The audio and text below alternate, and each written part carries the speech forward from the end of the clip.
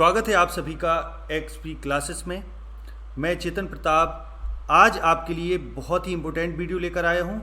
ये वीडियो जो है वो 15 मार्क्स के लिए है, यानी 15 मार्क्स में 15 नंबर का जो सेक्शन ए में आपका आता है, जो रीडिंग सेक्शन होता है, यानी जिसमें आपका कॉम्प्रीहेंशन दिया जाता है, उस सेक्शन के अंतर्गत एक अनसीन पैसेज दिया जाता है। वो अनसीन पैसेज 15 मार्क्स का होता है, यानी 15 नंबर के लिए वो होता है, जिसके अंतर्गत आपसे 5 क्वेश्चन पूछे जाते हैं 3-3 नंबर के, ठीक, जिसमें वोकैबुलरी का एक सेक्शन होता है 3 नंबर का, बाकी 4 क्वेश्चन पैसेज के अंतर्गत होता है। हालांकि मैं आपको बता दूं पहले से ही, इट्स ओनली प्रैक्टिस, ये केवल प्रैक्टिस है, क्योंकि ये पता नहीं होता है कि वास्तव में कौन सा अनसीन पैसेज आए, कहाँ से आए। ये केवल प्रैक्टिस कराई जा रही, हो सकता है ये भी आ जाए, तो ये प्रैक्टिस के लिए है, बहुत इंपॉर्टेंट है, क्योंकि आप प्रैक्टिस करेंगे तभी आगे कुछ कर सकते, ठीक। तो इसमें मैं आपको समझाऊंगा कि अनसीन पैसेज कैसे करना चाहिए और कैसे उनको सॉल्व करेंगे। तो इसमें मैंने 2 अनसीन पैसेज लिए हुए हैं जो बेहद मोस्ट हैं, उनके क्वेश्चंस मोस्ट हैं, तरीका बताया जाएगा, अल्टीमेट तरीका बताया जाएगा, पूरा कराया भी जाएगा कंप्लीट, ठीक है। तो चलिए शुरू करते हैं। जैसे कि आपको पता है इंग्लिश की बराबर आपकी तैयारी चल रही है। मैंने पिछले वीडियो में आपको बता चुका हूँ क्या क्या वीडियो आएंगे, कैसी कैसी तैयारी कराई जाएगी, तो उसी क्रम में ये वीडियो है आपका, जिसमें, ठीक है, जिसमें अनसीन पैसेज आएगा, 15 मार्क्स के लिए है वीडियो, ठीक। चलिए शुरू करते हैं। अब मेरा ये मानना है, सबसे पहले मैं आपको बात बता दूँ, मेरा ये मानना है कि अनसीन पैसेज को जो सॉल्व करते हैं वो थोड़ा गलत तरीके से करते हैं। पहला जो सबसे अच्छा तरीका होता है, सबसे पहले हमें क्वेश्चंस को पढ़ना चाहिए कि क्वेश्चंस क्या कह रहे हैं, फिर पैसेज को यदि हम पढ़ेंगे तो जाहिर सी बात है हमारे दिमाग में पैसेज को पढ़ते समय क्वेश्चन क्लिक करेगा उसका आंसर, तो फिर इजीली हम उसको सॉल्व कर सकते हैं, ठीक। तो सबसे पहले हम क्वेश्चन पढ़ते हैं, उल्टा करते हैं, ठीक है, जस्ट ऑपोजिट। क्वेश्चन दिया है आपका, when did Gautam Buddha leave home, Gautam Buddha ने घर कब छोड़ा। पहला क्वेश्चन, गौतम बुद्ध ने घर कब छोड़ा। दूसरा question, why did Buddha fast, Buddha ने फास्ट क्यों किया, तपस्या क्यों की, व्रत क्यों किया। फिर अगला क्वेश्चन है, what is the meaning of the term निर्वाण, निर्वाण का क्या अर्थ है, और एनलाइटेंड वन का क्या अर्थ है। इन टर्म की, इन शब्दों की मीनिंग बताओ, इन पदों की मीनिंग बताओ कि इनकी मीनिंग क्या है। फिर अगला है, give a suitable title to the above passage, ऊपर के पैसेज को एक सुइटेबल टाइटल दो। अब देखो, ये भी मैं आपको बता दूं, क्वेश्चन अगर ये पैसेज आए तो जरूरी नहीं यही क्वेश्चंस दिए जाएं, क्वेश्चंस में भी चेंज भी हो सकते हैं, लेकिन आपको यदि अच्छे से बनता है तो आप आंसर दे सकते हो। फिर अगला है, find the word from the passage which means, अब पैसेज से इन शब्दों की अर्थ बताना है। कस्टम का दूसरा एक वर्ड होगा जो पैसेज में होगा, वो लिखना है। कंटेंडेड का दूसरा लिखना है, और सीवियर सेल्फ डिसिप्लिन, इनका भी दूसरा अर्थ लिखना है, यानी सीवियर सेल्फ डिसिप्लिन, कंटेंडेड, ठीक, इनके हिसाब से लिखना है अपन को। समझ गए। तो अब पैसेज को पढ़ते हैं बहुत ईजिली। पहला क्वेश्चन क्या था, बुद्ध ने घर कब छोड़ा, पढ़ते हैं पैसेज को। क्वेश्चन दिया, the family name of the Buddha by which he is often called was Gautam, जो फैमिली नेम था बुद्ध का, जिस नाम से वो प्राय जाने जाते हैं, वो गौतम था। He was the son of the ruler of a small state in the northern India, कि उत्तरी भारत में वो एक ऐसे शासक के, छोटे राज्य के शासक के पुत्र थे। He married and had a son, उनका विवाह हुआ और उनका एक पुत्र हुआ। But at the age of 29, कि 29 की उम्र में, अकॉर्डिंग टू ट्रेडिशन, परंपरा के हिसाब से, अब एक शब्द आया था उधर कस्टम, माने रीति रिवाज, तो उस कस्टम के लिए ये वर्ड मिल गया, tradition. He gave up his, यानी परंपरा के हिसाब से, he gave up his ordinary life, उन्होंने अपने सामान्य जीवन को त्याग दिया। And left home to pursue a religious life, और घर छोड़ दिया, टू परस्यू माने पीछा करने के लिए, अनुसरण करने के लिए, एक धार्मिक जीवन का अनुसरण करने के लिए घर छोड़ दिया। This was not an unusual thing, ये अनयूजुअल थिंग नहीं थी, असाधारण चीज नहीं थी, ठीक, माने असमान चीज नहीं थी, to do in India, Bharat में, एट दैट टाइम, उस समय, क्योंकि many members of the upper classes became religious wanderers, क्योंकि जो कई मेंबर्स होते थे, उच्च क्लासेस के, उच्च वर्ग के मेंबर होते थे, यानी सदस्य होते थे, वे क्या करते थे, रिलीजियस वेंडरर हो जाते, अर्थात सन्यासी हो जाते थे, ठीक, परिव्राजक, धार्मिक परिव्राजक, घूमने वाले, वेंडर माने घूमने वाले, तो इधर अर्थ हो जाएगा सन्यासी।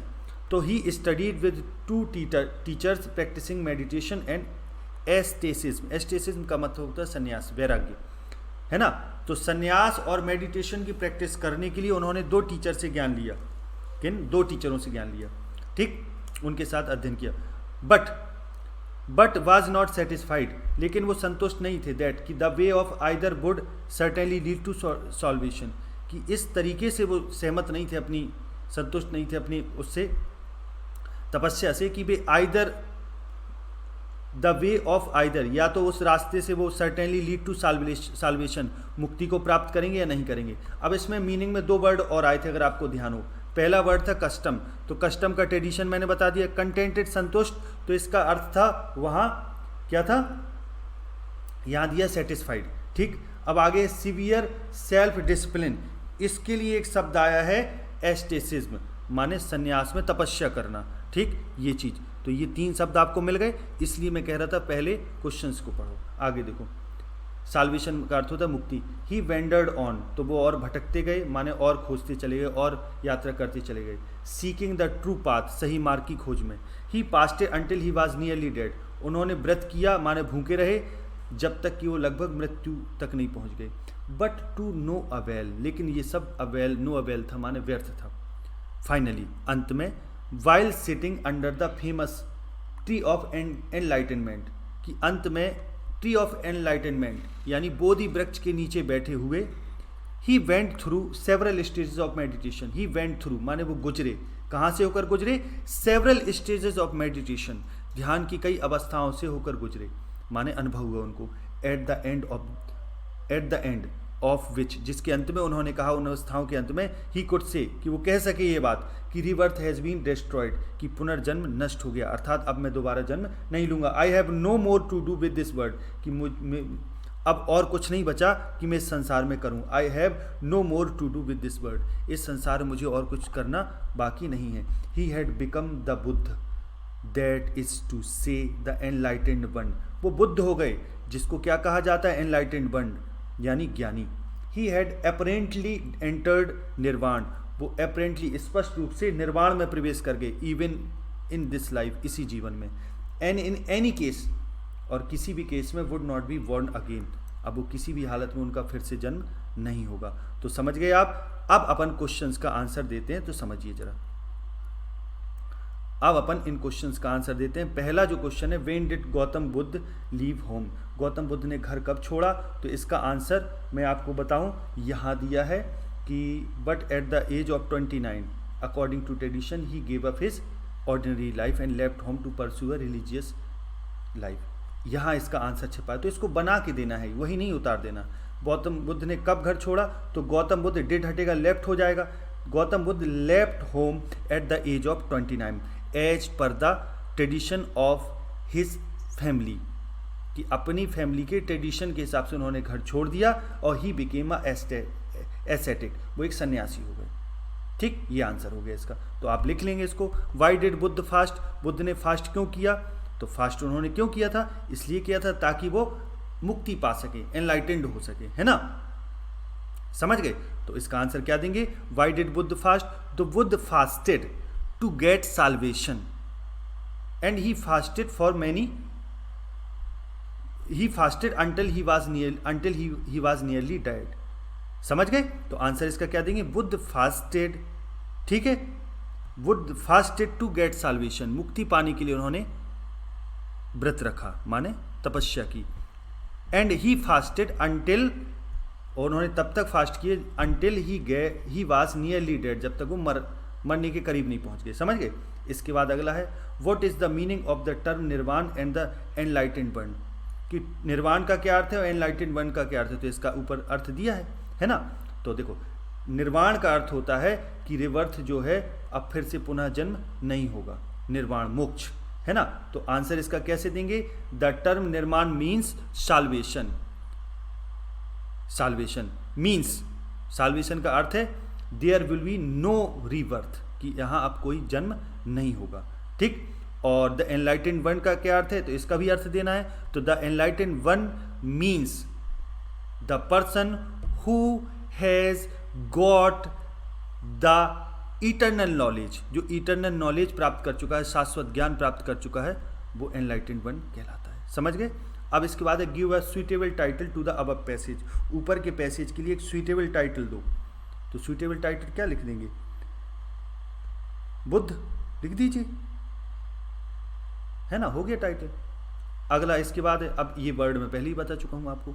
अब अगला एक और मैंने पैसेज इसमें लिया हुआ है दूसरा, उसको अपन लोग स्टडी करते हैं। लेकिन उस पैसेज से पहले हम लोग स्टडी करते हैं इसके क्वेश्चंस को, ठीक, एज पर द रूल्स के हिसाब से जैसे नियम है मैं आपको बता चुका हूँ। सबसे पहले पैसेज की क्या करना चाहिए, क्वेश्चंस पढ़ना चाहिए, ताकि अपन को क्लिक दिमाग में करे पैसेज पढ़ते समय कि कहाँ आंसर संभावित हो सकता है, फिर वहाँ से आंसर को फैच करके निकाल के उनका आंसर दिया जाता है। ठीक है, क्वेश्चंस का आंसर। पहला क्वेश्चन है, why was Sardar Patel called the iron man of India, कि सरदार पटेल को आयरन मैन ऑफ इंडिया क्यों कहा जाता है, लौह भारत का लौह पुरुष क्यों कहा जाता है। दूसरा क्वेश्चन है, what kind of man was Sardar in his private life, कि अपने प्राइवेट जीवन में, व्यक्तिगत जीवन में वो कैसे किस प्रकार के व्यक्ति थे।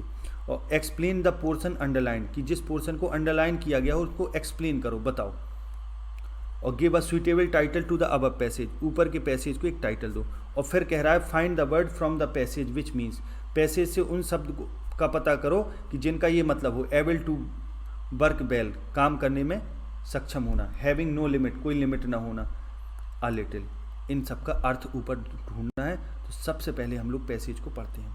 पहला दिया है जैसे, there seems to be a general opinion in the country, there seems प्रतीत होता है, to be a general opinion in the country, कि देश में एक सामान्य सा ओपिनियन है, राय है, मत है, दैट की Sardar Patel was slightly of a harsh and rough temperament, कि सरदार पटेल कुछ हल्का सा उनका हार्श माने रुक्ष, कठोर, और रफ टेम्परामेंट था माने स्वभाव था, थोड़ा खुरदरा स्वभाव था उनका, थोड़ा तेज मिजाज के थे, ये अर्थ है। टेम्परामेंट का अर्थ होता है स्वभाव।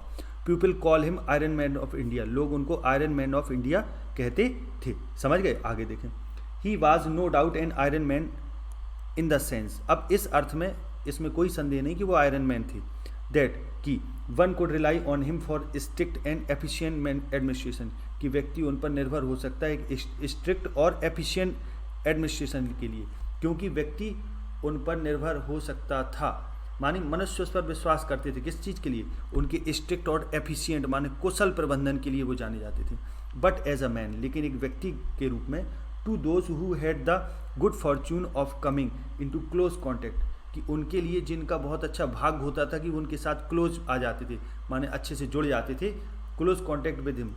He was kind and considerate, कि वो काइंड एंड कंसिडरेट थे, माने दयावान और विचारवान थे। अब कहने का अर्थ ये है कि एक क्वेश्चन इसमें आया था कि प्राइवेट लाइफ में वो कैसे थे, तो काइंड एंड कंसिडरेट थे, तो उसका आंसर हो गया यहाँ।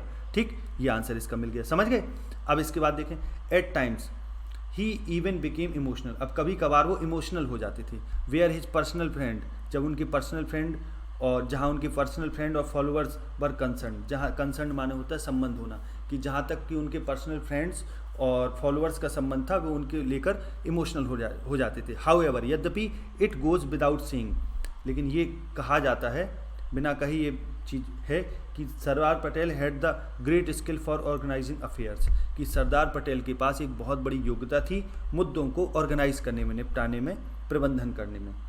ठीक, he knew the way of picking people, वो जानते थे, तरीका जानते थे लोगों को पिक करने का, चुनने का, and putting them in their proper places, और उनको उनके सही स्थान पर पुट करने का, रखने का भी वो तरीका जानते थे। वंस ही जज द मैन, एक बार जब वो व्यक्ति को जज कर लेते थे, एंड फाउंड हिम करेक्ट, और उसको सही पा लेते थे, तो ही ट्रस्टेड हिम फुली, तब उस पर पूरी तरह विश्वास करते थे, and got him to do anything he wanted, और उससे वही करवाते थे जो वो चाहते थे। हर his love for all and sundry, all and sundry माने होता है बिना भेदभाव के, जो उनका प्रेम था लोगों के प्रति वो बिना भेदभाव के था, और वाज बाउंडलेस, बाउंडलेस था माने सीमाहीन था। अब बाउंडलेस शब्द, यहाँ एक शब्द आया है हैविंग नो लिमिट, तो इसके लिए हम बाउंडलेस का यूज कर सकते, क्या कर सकते, समझ गए। आ लिटिल का मतलब होता है थोड़ा।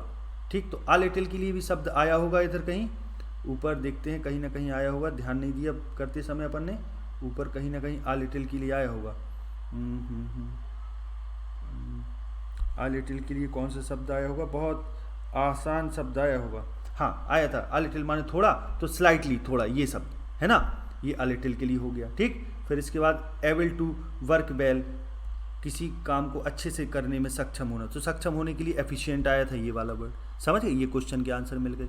तो ये तरीका होता है इसका। ठीक है, आगे देखें, तो ये ई नंबर का क्वेश्चन का आंसर तो अपन को मिल ही गया।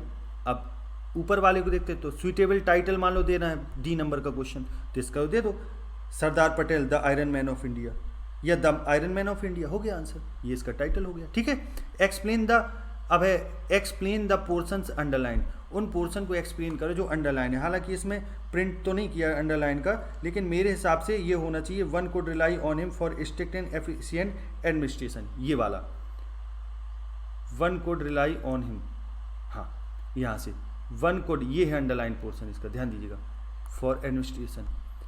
अब इसको एक्सप्लेन करना है तो इसको पहले पूरा लिख लीजिएगा इतना, फिर 2 कॉलन लगा के फिर लिखिएगा कि here is the quality of Sardar Patel that he was very strict in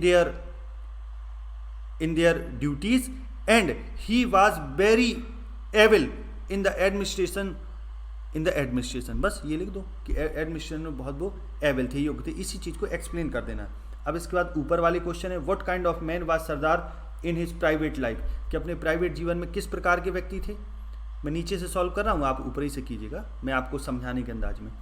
what kind of man was Sardar in his private life, कि सरदार अपनी प्राइवेट लाइफ में किस प्रकार के व्यक्ति थे, तो काइंड एंड कंसिडरेट थे, है ना। तो आंसर क्या देंगे, in his private life Sardar was kind and considerate. ठीक है, आंसर हो गया। अगला है, why was Sardar Patel called the iron man of India, कि सरदार पटेल को आयरन मैन ऑफ इंडिया क्यों कहा जाता है, तो क्यों कहा जाता है इसका ऊपर दिया आंसर, क्यों कहा जाता है, क्योंकि बहुत वो स्ट्रिक्ट थे, हर एक काम को बहुत अच्छे से करते थे, है ना। तो क्या लिखेंगे, Sardar Patel was strict and efficient administrator, so he was called the iron man of India. समझ गए। तो इसी के साथ ये आपकी अनसीन का ये वीडियो था वो यही पूरा होता है। आशा ही आपको अच्छा लगा होगा, अच्छी प्रैक्टिस इसकी हुई होगी, पूरा कंफर्म हो गया होगा। तो वीडियो यहीं तक, आगे अगले वीडियो मिलते हैं, तब तक के लिए नमस्कार, जय हिंद, जय भारत।